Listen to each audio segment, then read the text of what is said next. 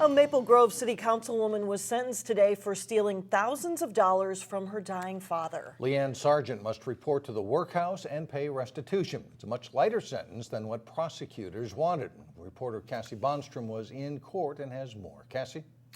Well, the judge sentenced Sargent for a gross misdemeanor rather than the felony charge that she pleaded guilty to. He said that wasn't an easy decision, but in doing so, she now has the opportunity to pay back the victims she betrayed. Relatives of LeAnn Sargent left the courthouse today disappointed in her sentence. For what she did to my father and my mother, because it's been going on for years, absolutely she should have had a longer sentence. Judge Louis Bartolome sentenced Sargent to 4 months in the county workhouse, though she's eligible for home monitoring after 60 days.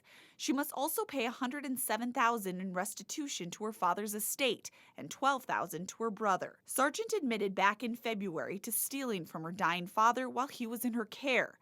Though Sargent pleaded guilty to a felony charge, the judge said he sentenced her to a lesser charge so she could keep her jobs and afford to pay back restitution. We're very gratified by the court's ruling.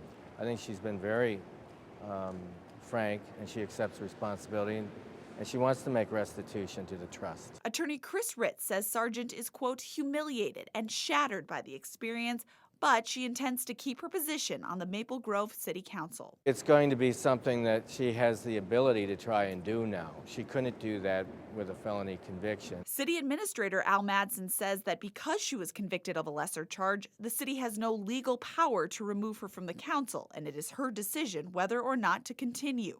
He said her crime did not involve the city, and it was, quote, unfortunate, and, quote, a family matter that turned ugly.